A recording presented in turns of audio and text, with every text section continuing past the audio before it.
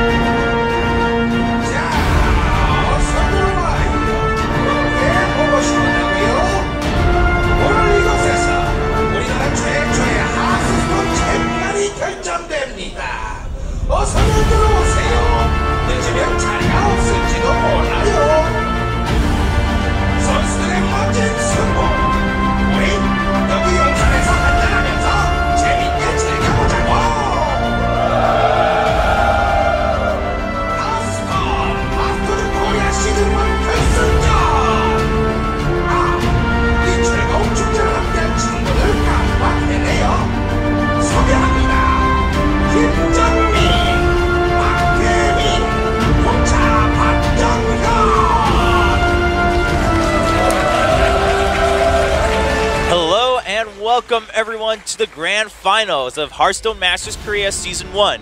We're Chober and Doa here at the global cast of Hearthstone Masters Korea. And of course, just now we heard the innkeeper for the Korean client. Yeah, that's right. The guy that does the voice for the innkeeper in Korea is actually here doing like some announcing stuff for the match. So that's pretty cool. But yeah, it's the grand finals.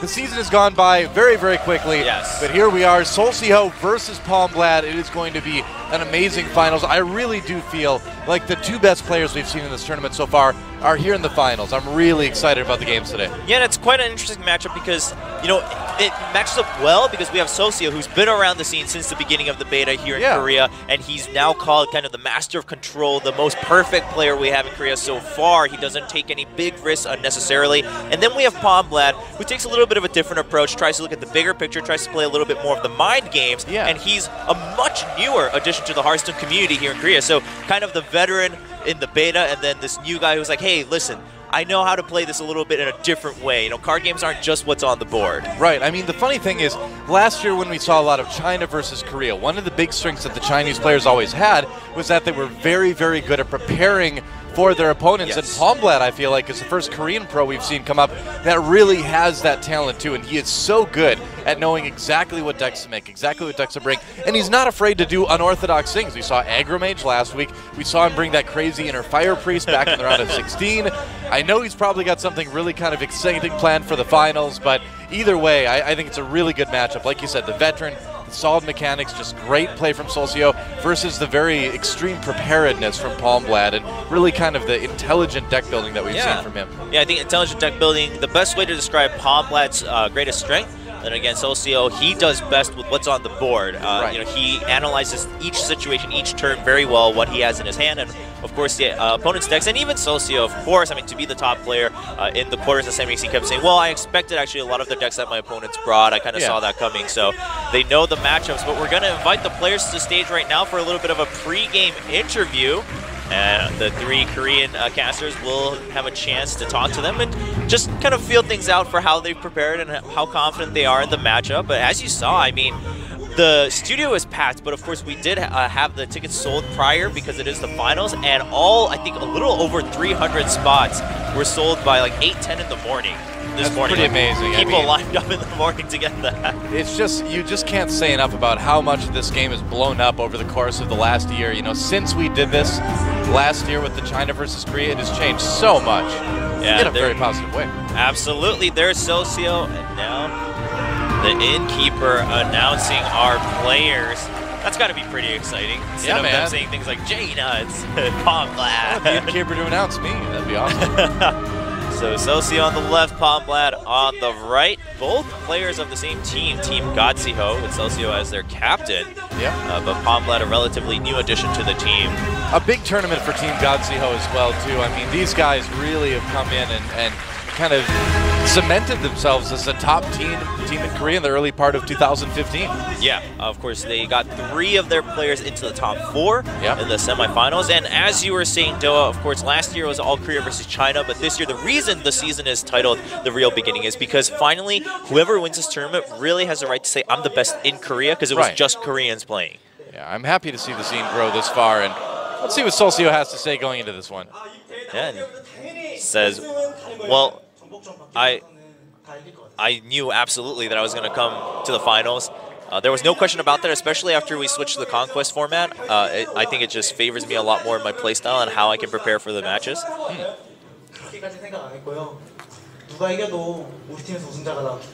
And now that we're in the finals, but since we're both from Team Seulsiho, I don't necessarily think that I'll win no matter what. But the good thing is, someone from Seulsiho will win no matter what. So yeah, that's fine. Is true. Maybe a little bit of modesty there from Seulsiho, but we'll see. So, I mean, what's up with this? It's your first tournament. You're already in the finals. He's like, yeah, I don't know. I don't know what happened.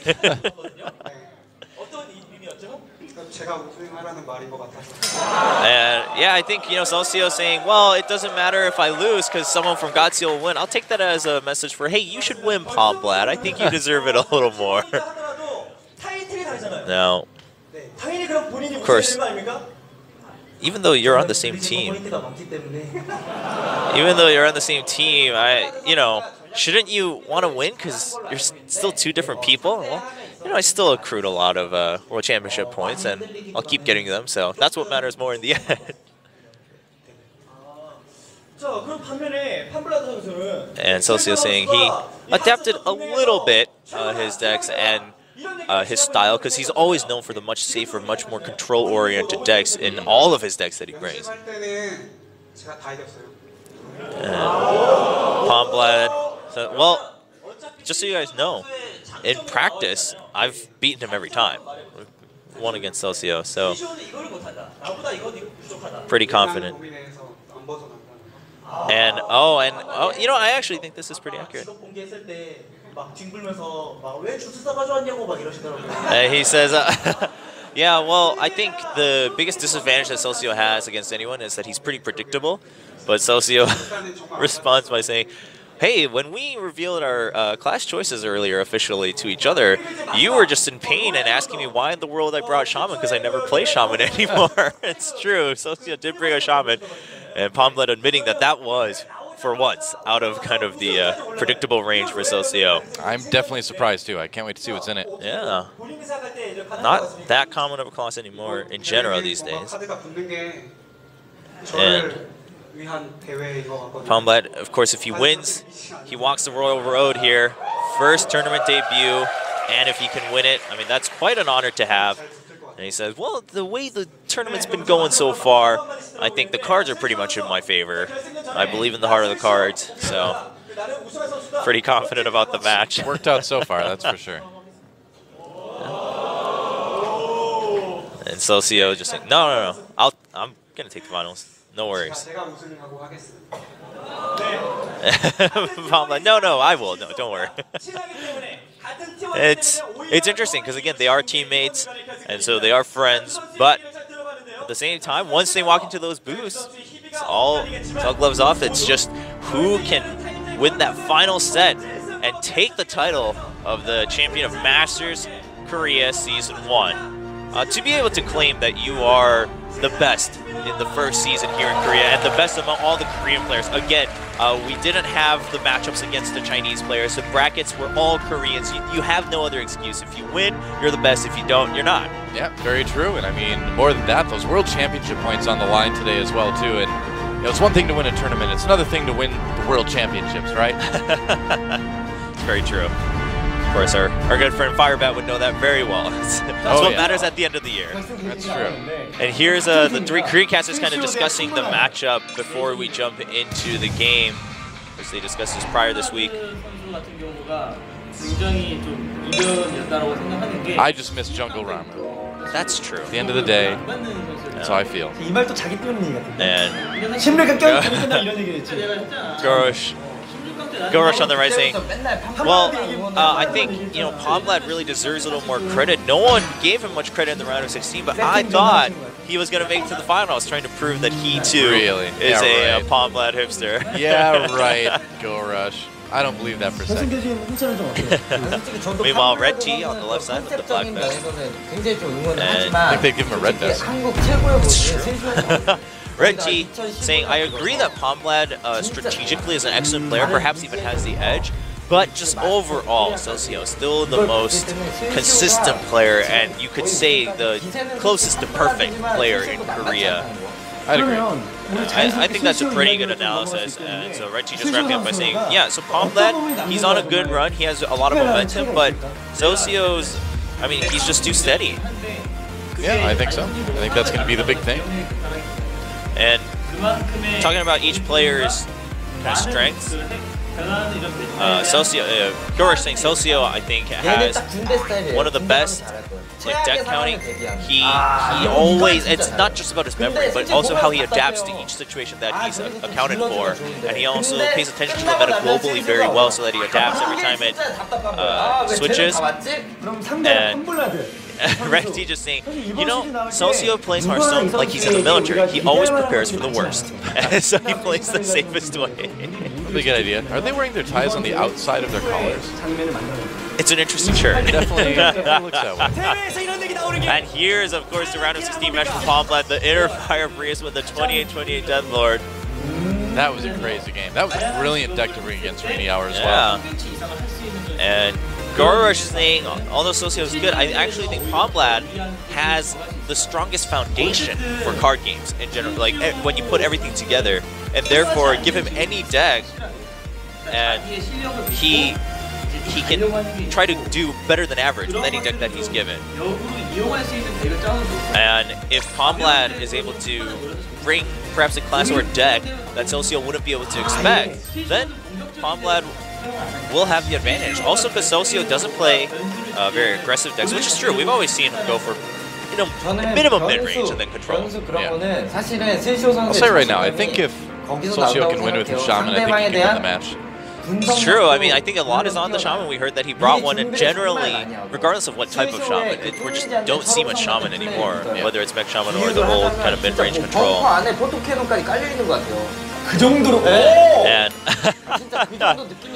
Red T saying, Gorosh kind of laughing at him, but Red T saying, you know, I think the way Seulsiho plays, it's as if he has bunkers and photon cannons on his ramp, and you just can't get through. But what about spine crawlers?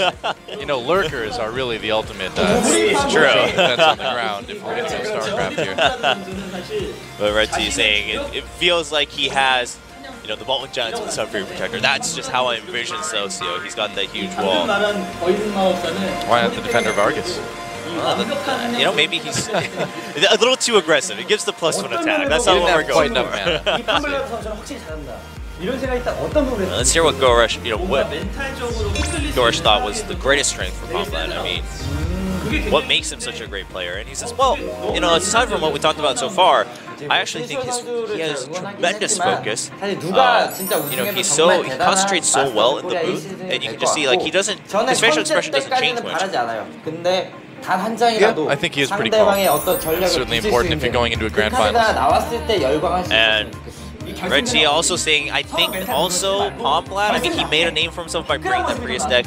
I think the greatest thing he can do is bringing that one tech choice or that one deck that completely throws off your opponent, and that's how he captures the fans' hearts, which is true. I mean, that Inner Fire Prius got him a lot of fans here in Korea. Well, you know, sometimes it's hard to stand apart from your competitors, your fellow competitors in Hearthstone with a lot of the decks being very, very meta. So it's very true. Yeah, if you can do that, it's pretty exciting. All right. Whoa. We're back. Hey, we're back. So that was the Korean casters kind of discussing what was going on. And I agree with most of it. I think, you know, they hit pretty much all the points we would discuss ourselves. Palmblad looks at the bigger picture. He is strategically a little better prepared, but at the same time, Seulsiho just so consistent, goes for the meta decks, and he plays them well. Sure enough, well, here's our tournament information one last time. Of course, 27 million Korean won is a prize pool today. First place will get 10 million of that. Second place will get 5, so pretty nice payout either way. And the big thing to me anyway, and to these players I'm sure too, is those World Championship points. In Korea, where there aren't as many tournaments over the course of the year, 150 points is a big step towards getting you to the World Championships. Yeah, that's got to be a huge step up. I mean, you're so far ahead. And also, there's the winner prediction event. We're still going on before the matches start. Some people have responded already, but go to the OGN Global page and then guess the winner and leave the comments below the event post here on the site. And if you guess correctly, then you'll be entered into a raffle to win some gift cards. And also throughout the broadcast, we will have some pop quizzes coming up in between, and we'll announce it when it comes up. And if you know the answer, you just message. We'll have the instructions there, but you message OGN Global online, and if you win it, again, enter a raffle for a prize. Sounds good. All right, it's time. It's time, Chober, to put our predictions out there in the public space for everyone to see. I say Seulsiho 4-2. What do you say? Well, I'm going to say Palmblad. Okay. I'm trying to decide what score I'm going to settle on. Conquest is hard to call scores for. That's it what is. Yeah, it honestly it is harder, but I feel like we have to go all the way. You know, you can't just say who's going to win. You have to predict the score. I'm going to say 4-3 Palmblad. Okay, going the distance for Palmblad. I think Seulsiho's going to close that a little bit quicker. The Shaman is where the 3 comes in. We'll see. We'll see how that Shaman goes. I think you're right. I think a lot is riding on this. I mean, I think so. We haven't seen a ton of Shaman. I think, you know, after watching DreamHack the other week, I think I remember seeing 1 Shaman. There might have been more, but in the games I watched, I watched most of them. I only remember seeing 1. Well, the only memorable one was Firebat winning with in like 3 minutes. Well, yeah, that one obviously, yeah. So, but knowing Seulsiho, don't think it's Mech Shaman, or at least not aggressive like the aggro Shaman that we saw. That would be a very un-Seulsiho deck to play. That'd be very Palmblad. That'd be a very big surprise. It would be. He would Palmblad. Yeah, but hey, think about it. If he can out Palmblad himself, that's true. Wouldn't that be the best way to win the finals? To defeat the Palmblad, one must become Palmblad. Yeah, exactly. I think Sun Tzu said that, if I remember right, in Art of War. I think I read that there. Well, in case you haven't been paying attention the last 15 minutes, it's Seulsiho versus Palmblad today. Hey, it's the grand finals, guys. One thing to note is that the last wing of Black Rock Mountain is not included because it just released around 24 hours ago here in Korea. I mean, I guess pretty much everywhere, but that, again, we only have about 24 hours, so we're going to not force the players to have to expect the other player bringing in quick surprises. Right, so no Volcanic Drakes, no, what else? The Dragonkin Sorcerers. Yep, that's right. And then, oh man, I don't know the 6-man. That name's kind of long. The one that gets +3/+3. The one that gets 3/3, 6 for 6/6. Well, you know, it's one of those Crusader. Is it a Dragonkin Crusader? Draconic perhaps, but it's one of those things where if you can't remember a name of a card in Hearthstone, you ask someone else on a broadcast, they suddenly won't be able to remember it either. No, okay. It's like one of the rules. I've brought it upon ourselves. It's true. Well, there's Seulsiho, of course, the captain of Team Seulsiho, a pretty sick win rate overall, and probably, I would say, in general, overall, the strongest player in Korea right now. Performed well last year as well. Had some pretty good tournament results over in China as well. Didn't make it to BlizzCon, but still did pretty well. Yeah, I mean, he's been pretty consistent through and through. And in the Korean tournaments, that even not on OGN, just online tournaments and such, he's performed very well. And then, once again, there is Palmblad, kind of the hero for a lot of new fans in Korea. Yeah, and very exciting as well, too, because he's got a great win rate and, you know, not a lot of games to look at yet, but the really exciting thing about this guy is that he's unafraid to bring very unique deck choices if he thinks that the matchup warrants it. You know, he reads the player much more than the meta and the decks, and I think that's what makes this guy really stand out. And hey, it's worked for him so far. Can it work in the grand finals? Yeah, also interesting to note is that what people have been highlighting in Korea from Palmblad is, again, he's the oldest player in this tournament so far, and of course now in the finals with just against Seulsiho, he is older, and he's also from the top university in Korea. People are just saying, hey, maybe this does matter in a card game, just for one, like the age, the patience you get, things like that, where maybe your mechanics are not as important. Well, mechanics actually don't matter at all in Hearthstone. Well, you could misclick. If you misclick, I think you've got more problems at this age, man. It's going to be Shaman, Druid, Mage, and Warlock for Seulsiho. So Druid, Warlock, and Mage adding into that wacky Shaman pick. Knowing Seulsiho, are we gonna go ahead and assume Freeze Mage and Handlock? Is that probably, yeah.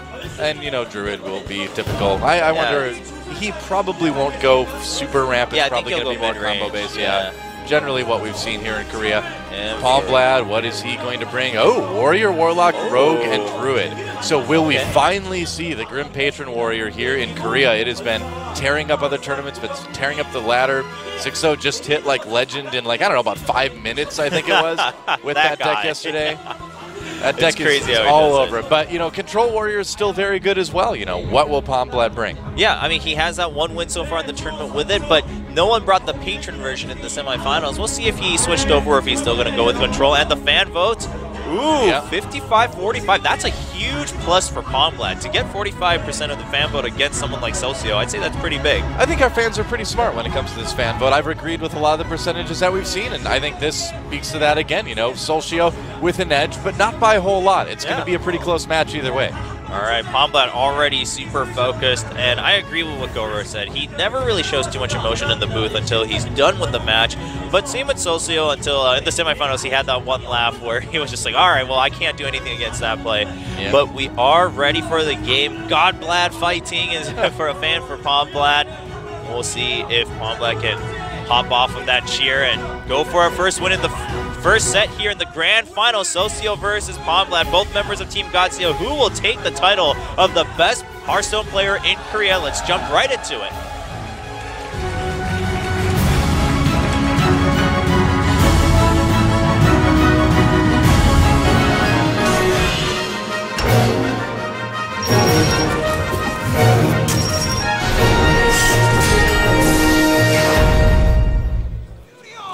Ooh, Druid versus Druid, starting things out. Interesting note. So a bit wacky. I got a note from one of our staff members, and they asked the players what they expected the other player to start with. All right. And Palmblad correctly expected Seulsiho to kick things off with Druid. Okay. And he also selected Druid himself, so he kind of got the matchup he expected in set number 1, whereas Seulsiho thought Palmblad would kick things off with Warlock. Ooh, pretty awful hand starting out for Palmblad. Looks like Seulsiho might be throwing everything back as well, too. It's a really pretty hand, though, with all the golden cards. Yeah, man. I love that they use all golden cards when they can in the finals for Hearthstone tournaments here at OGN. Yep. Oh, not so great for Seulsiho either. This is going to be one of the slowest starts to Druid versus Druid we've seen in a long time. You ready? Wow. Get ready for a lot of hero power pass here.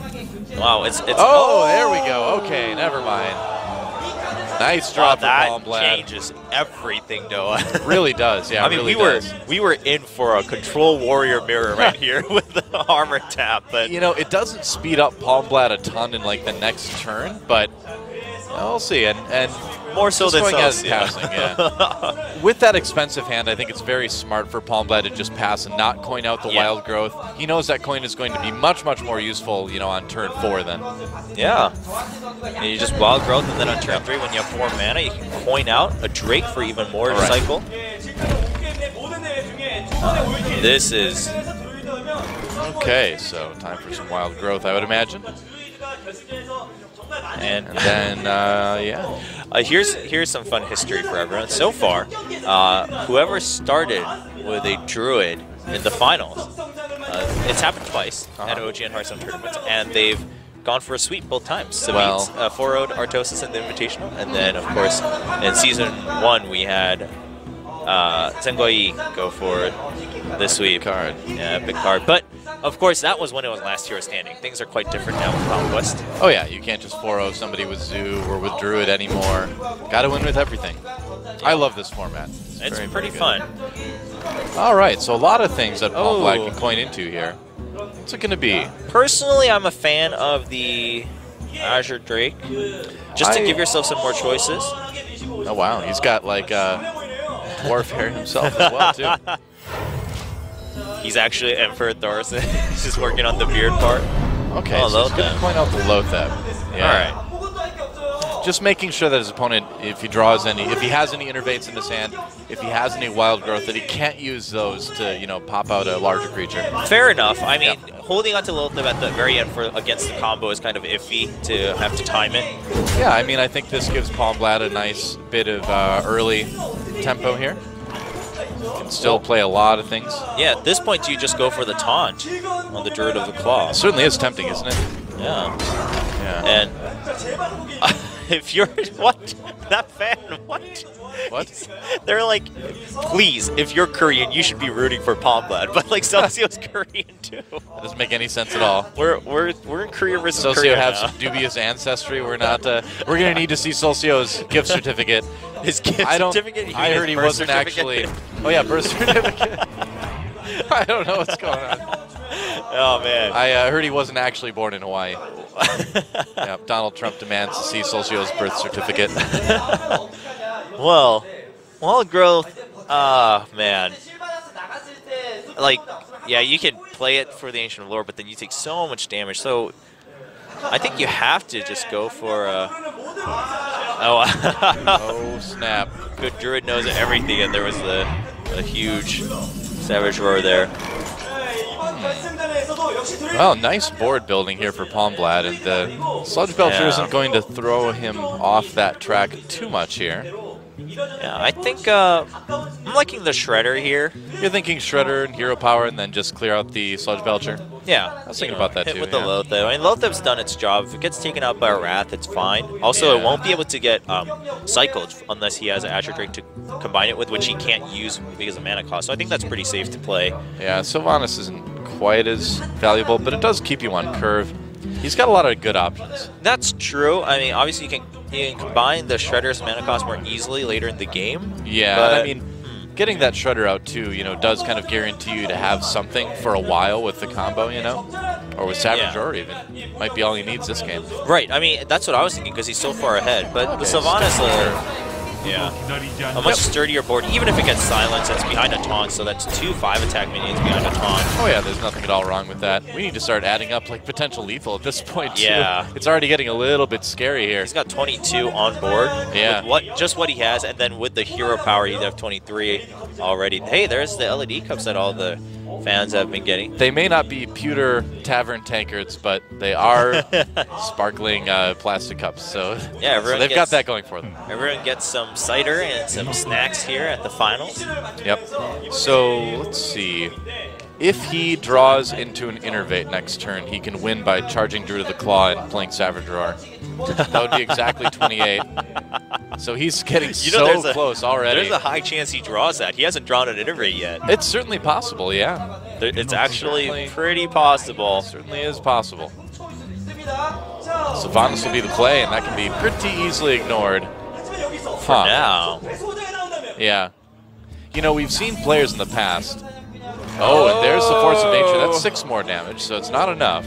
But it is the full combo later on. And the Sylvanas isn't that much of a problem because at this point, all she can do is run into the Druid of the Claw, and that wouldn't actually kill her.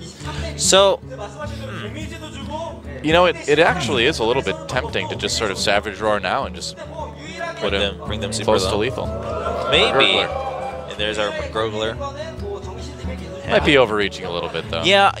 I'm actually wondering, though, if you still want to reach a little bit, you can just charge the Druid now, because you have the full combo. I was thinking about that, too, as well. Or you could, since you can't combo next turn anyway, you could also just Azure Drake, maybe get try to go for a Keeper of the Grove to get rid of a taunt the next turn, and then set up for lethal on turn 9. Yeah, I mean, the other option as well, too, if you don't think you're going to need that big Game Hunter, which is pretty likely, you can just play, I suppose you can play Pilot of Shredder, yeah, and then just guarantee yourself more of an opportunity. Oh, but he's going to go for... Okay. Yeah, I was wondering if he was going to do this, because he's got a lot of other ways, you know, the charge on the Druid of the Claw, the Force of Nature.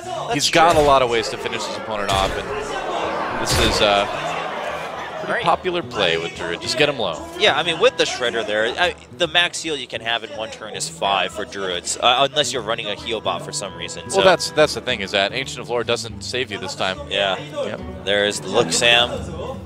Who's looking at Luxam? It's like Who Watches a Watchman, but kind of like a much less exciting version. who looks at the Luxam. So, how do you get out of this one? Well, I think the answer is you don't. Well, you might be able to swipe something. Let's see. Well, okay, you can't. So your best bet here is like you want to kill and steal with Sylvanas. Yeah. But I can't see a way to do that. And that's the Murgurglu's little sister. Yeah, it's like the 1/1 token you get when you use the 2/1 Violet teacher. Yeah. Or the Violet teacher. It's like Murgurglu's apprentice. Yeah, the Murgurglu's apprentice. That's exactly right. He could combo himself, and I wonder if he can maybe get some sort of reasonable board through with that, but he may just go ahead and Azure Drake into some sort of swipe play here. Okay, yeah, you can innervate, swipe. Yeah, looks like that's what it'll be. And then you'll kill the Sylvanas, and then you'll steal the Shredder. Yeah, you gotta kill the Taunt. Yeah. Alright, well... He's still dead. Doesn't matter. Oh, yeah, because he gives away his Drake because he had to put it down. Well, he's at 6 health. Savage Roar or Force of Nature kills him anyway. This actually changes nothing. If anything, it made Palmblad stronger because of spell power, actually, now that I look at it. There was just no way for him to get out of it. There's the Force of Nature. So Palmblad, off that early aggression, off that big board control, and crucially, off that first turn draw into Wild Growth, able to take game 1 against Seulsiho. Yeah, wow. I mean... Yeah, you can say a lot relying on that Wild Growth, but at the same time, it's fair game because both players just didn't get any cards they needed in their mulligans. Yeah. So, congratulations to the Palmblad, kicking these off pretty nicely, 1-0. And this is kind of how the mirror matchup goes for a lot of classes, that it can pretty quickly snowball out of control if you're using largely the same cards. Yeah, absolutely. I mean, because you're both looking for the same tempo, the same mana curve, and whoever gets it first does have a huge advantage. Pretty much.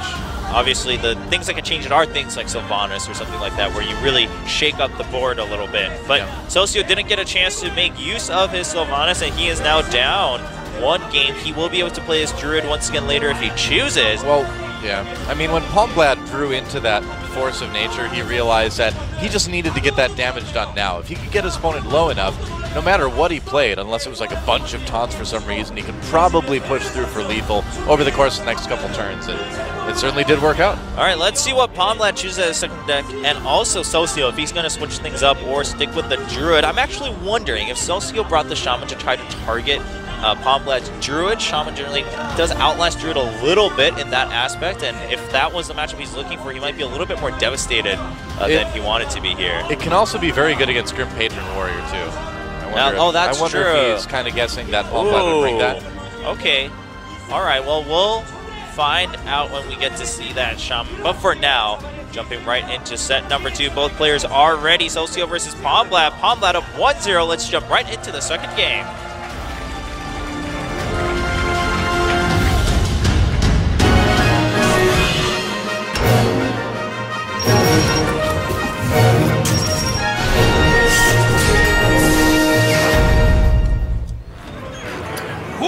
All right, Druid versus Warlock this time, so Seulsiho sticking with his Druid deck, and we'll see what kind of Warlock Palmblad decided to bring to the finals. Looks like it's handlock. Yeah, and this is the matchup that Seulsiho himself expected in set number 1, so maybe Seulsiho a little better prepared, and a much better hand for Seulsiho here in the beginning. Even if he keeps everything, obviously then it's a little risky, so... Oh, boy. Oh, wow. Well, it could be better for Palmblad. I mean, you have the Dark Bomb, but you're not going to have too many targets against a Druid there. Yeah, 3 damage just usually doesn't cut it. Oh man, he has the coin too. Oh my goodness. That is just obscene, man. But, well, what he draws could matter, because those innervates are dead cards if he keeps drawing things like Savage Roars early. I mean, that is true, but at least, you know, he can do something like innervate out the Shade of Naxxramas, get that building right away from turn 1.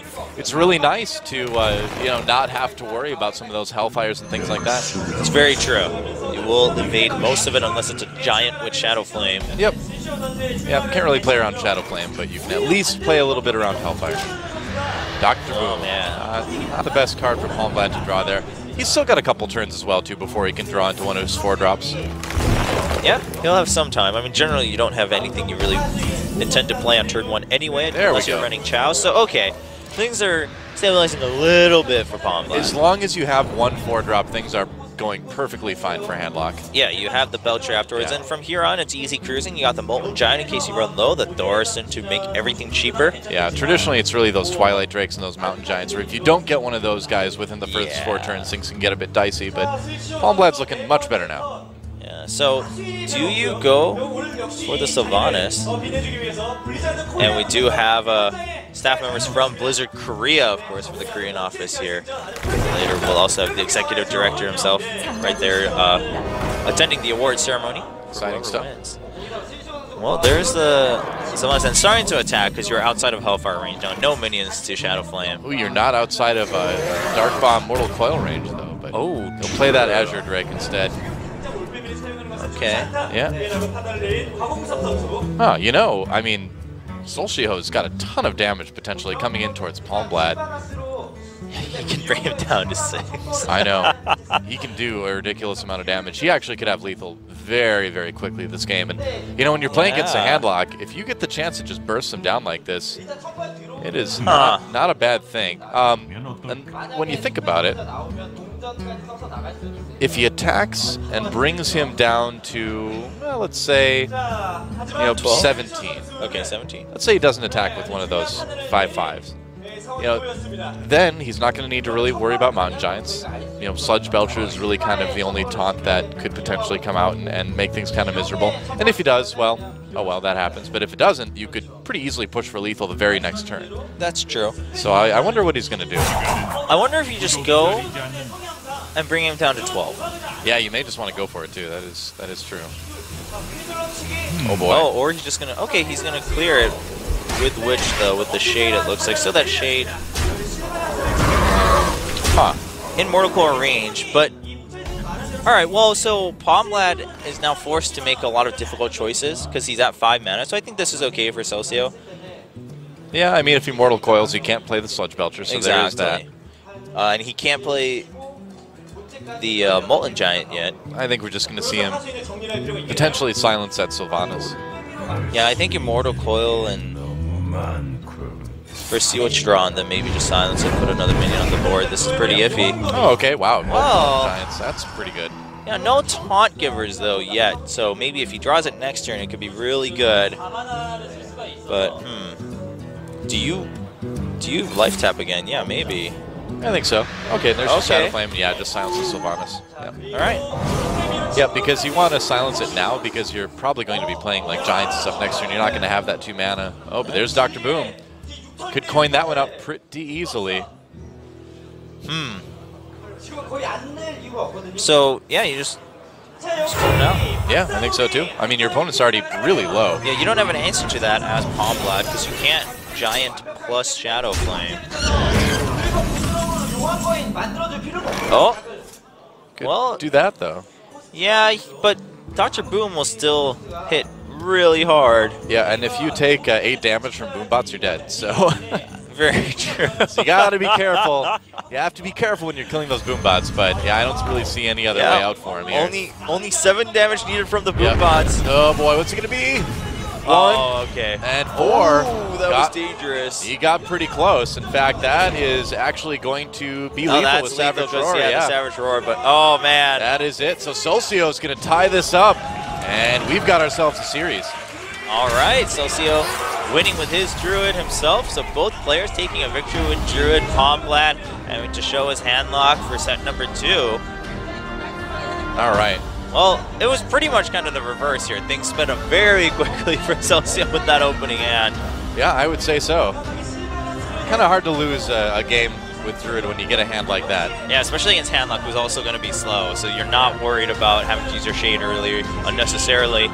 Very well played, waiting until it was 4 health and then attacking to get full value out of that Shade. And meanwhile, for Palmblad, I mean, he had the Twilight Drake, but he really didn't have too many other answers. And in general, that's the problem. Handlock doesn't have too many early answers. The only reason you can do okay against Druid is because generally you don't see that start from Druids. Yep.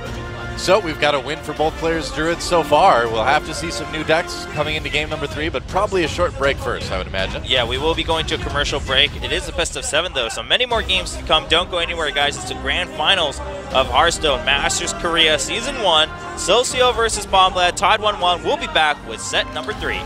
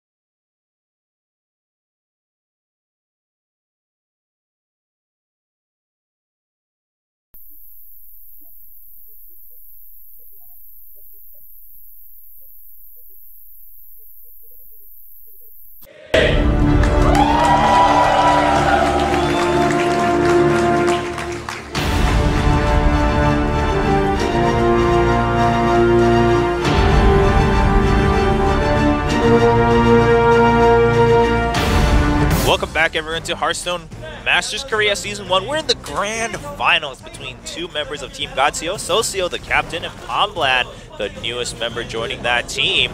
We're looking at highlights from set number 1 and 2. Yep. Well, Nature rose against Seulsiho in game number 1, and then Nature rose against Palmblad in game number 2. Basically, Nature go Nature. That's the story of the finals so far. I mean, Nature's pretty scary, man. Yeah, pretty similar games, too. I mean, one player gets a decent board, big Savage Roar turn, finishes it up in the near future. Yeah. Seulsiho just fishing for a chance to survive, but of course, I mean, if your Sylvanas dies and their Sylvanas dies, then you both have 1 minion left, and it's just a trade. I mean, you have to do it because you don't know that they have lethal in their hands, so... True. You have to, at least this way, he's like, all right, I've got 6 health, there's only 4 damage on the board, maybe I'll get lucky, but he didn't. Palmblad with the Force of Nature. I mean, he had many ways to finish that game, as you mentioned while we were casting it. And then set number 2, Seulsiho still sticks with the Druid. And look at that opening hand. Look at his smile. He's like, yeah, that's right. That's right. And Golden Shade of Naxxramas looks so cool, by the way. Lots of the golden cards are pretty neat. I like that card, yeah. I have to agree. But some of them look like Nefarian actually looks really cool as gold. I actually haven't seen the Golden Nefarian. I saw it today. It was awesome. So I'll have to check it out. Yeah, but either way, again, an early lead for Seulsiho, an early Savage Roar, and those Boombots helping finish the job. As you can see, only 5 damage total, but that was enough when you add the Savage Roar damage onto Dr. Boom. Yep. Even a little bit less would have been okay with the hero with Savage Roar, so... You know, when a goblin savagely roars, it doesn't really sound that scary, but I guess it was just scary enough this time. Just barely scary enough. He's a pretty big guy, though. Pretty big goblin. Only on the card. In the game, he's just like a regular goblin. Oh, size. Is he really? Yeah, he's just a goblin. I don't know. Hey, look at this. Pop quiz. Oh. What is the winner's class in match number 2? I assume set number 2. Same thing. Game number 2. Game number 2 for today? Yeah. Well, we just saw it, guys. If you don't know that, I can't help you. I mean, was it Dr. Boom? Because Dr. Boom... He's in a class of his own, Jover. He delivered the killing blow. He's also in every class, so maybe it's time that he becomes a class himself. Maybe. Like a new class, like engineer or something. That'd be pretty cool. That would be pretty cool, but for now we're going to jump right into that one's set free, number Blizzard. 3. Yeah. All right. Both players are ready. They should have had time to select their deck choices in set number 3 during the break, so we'll jump right into the game.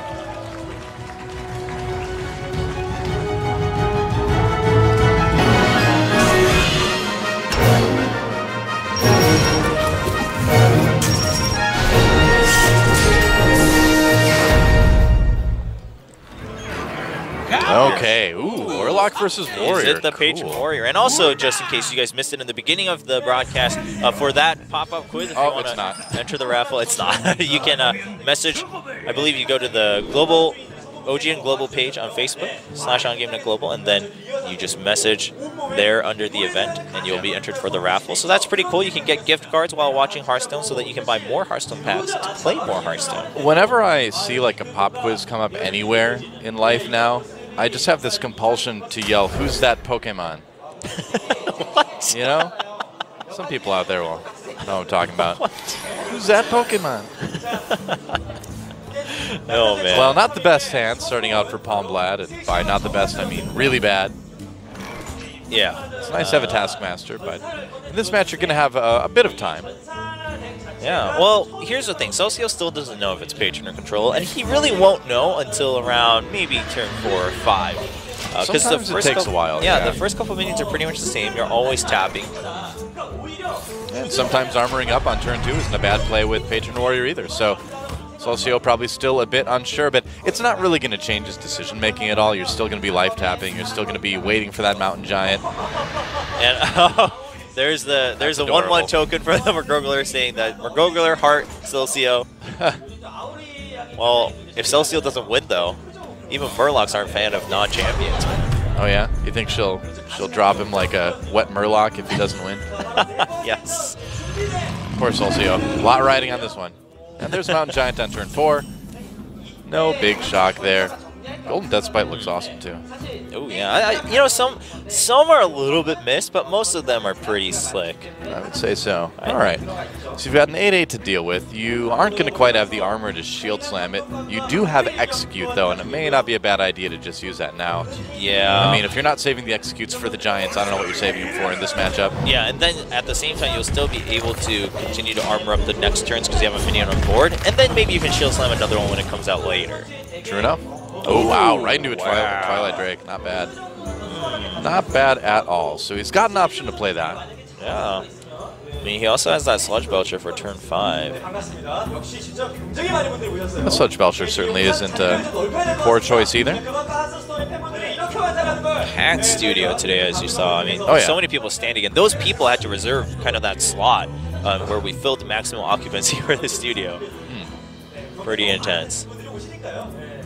Pretty cool. All right. I like it. I think it's pretty reasonable, yeah. It's going to be the best time in the game to play it.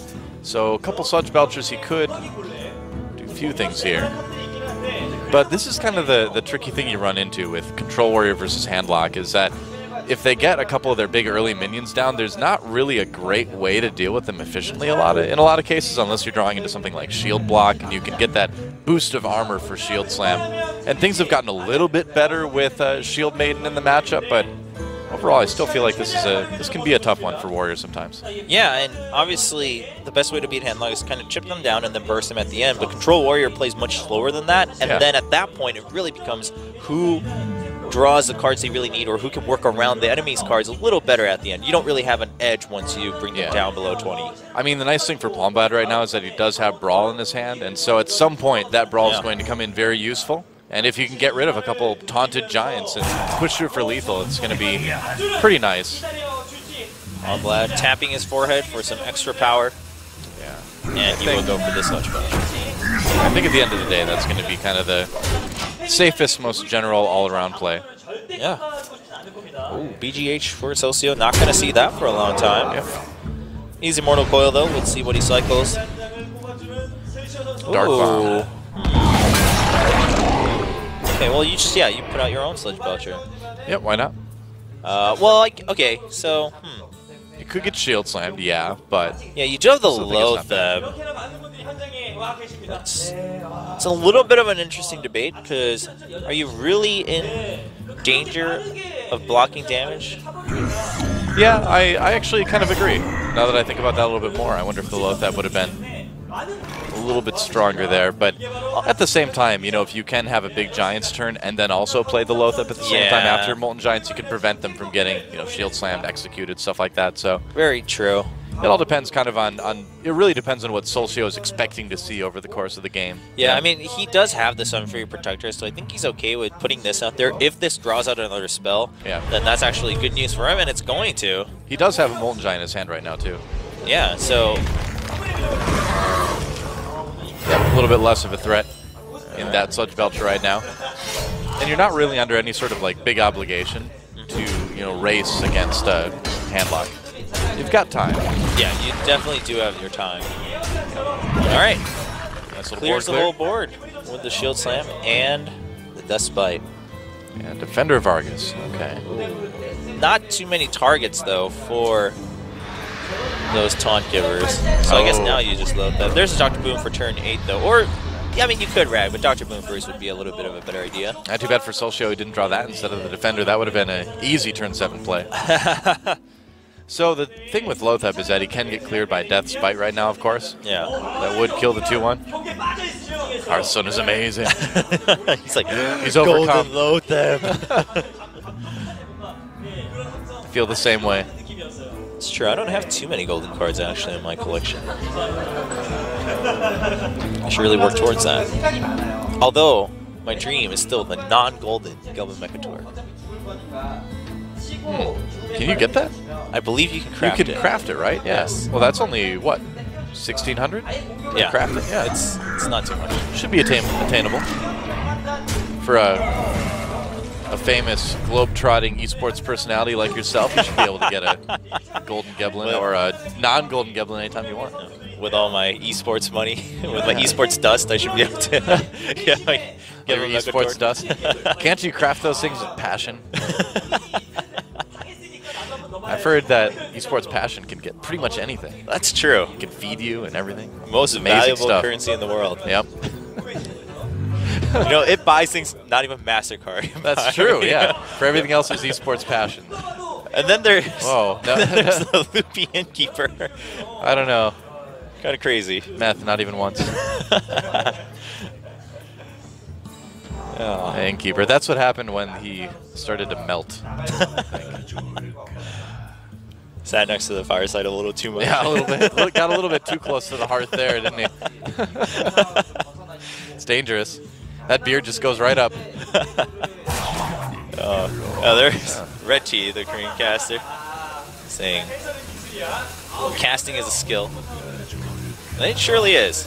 It's definitely not luck. That's a smart fan right there, Jobra. Well, we're roping. And Dr. Boom it is. Yeah, I think he was trying to see if he had any other plays to make since you are at 8 mana now, and 7's not exactly on curve. You have a lot of mana to work with, but your hand's pretty full with a lot of situational cards for Seulsiho. Yep. Yeah, I think you just see what you draw into here. Oh! Nice. That is what you want to draw into. Hey, yo. Not bad. That is pretty slick. To you, I mean... Yeah. I think, so the issue here is he still wants to save that too, like with the Brawl. I think Palmblad wants to be greedy, but at the same time, yeah. Oh, you have to. You have to. Shield slam this, yeah. Especially because you've got the Brawl, you know? I mean, exactly. Even if they put out Giants, you've got that opportunity. All right. Now, here's the question is, do you clear the Boombots now with the Death Rattle to make your board a bit safer going forward here? I think you could. You've got a lot of armor. You've used both your shield slams so far. So... yeah, I'd say there wouldn't be a problem with going for it. Yeah, hit face with the slime, hit face with the weapon, and then you can get a new weapon and armor up. Wouldn't be the worst. Of course, we have members from Blizzard Korea. Or, okay, he wants to keep him at 22. Doesn't want to give him any extra incentive to try to play Mono Giants. Missed out on a damage there with his sludge, but I guess he just doesn't want to do anymore. Yeah, I guess so. I mean, considering he hit the Boombot with his weapon too, I'm wondering if he really wanted to keep him very close or above 20. Because you are at 9 mana now, so if he life taps, there's a potential that he could play Molten Giant and something else. So the plan here for Palmblad then is to try to get Seulsiho to play all of his mid-range creatures slowly over time, like Dr. Boom, Sylvanas, things like that. Here they and come. then after he deals with those, then when the big giant turns comes, he has Brawl. Yeah. And ideally, with all this armor, Control Warrior can absolutely outlast like that. So it's a pretty good strategy, I think, in this matchup. Yeah. Palmblad saying, all right, well, if you want to go for a long game, I definitely can. Yep. I mean, we're just going to see him trade it out, just try to draw all that stuff that's not giants out of Seulsiho's hand. Trying to get him to life tap a bit more. And not even going to put up a weapon. Just not taking any chances. Palmblad's suddenly the safe player now. Yeah, the tricky part with this is that he doesn't have a lot of that removal in his hand right now. You know, and he already used both shield slams. He already used one execute, so I don't know if he's going to be able to sustain, you know? And there is that Dark Bomb for Seulsiho, so I think for Seulsiho, just with the Sunfury protection and the Dark Bomb, you have 2 Dark Bombs anyway. And then the question is, do you put down Rag to try to force Palmblad now to use his removal earlier? Maybe. Because if you're a Seulsiho, you gotta know that with that many cards, there's at least something Palmblad could have played, at least another weapon or something. Well, you do have to worry about Brawl in this case,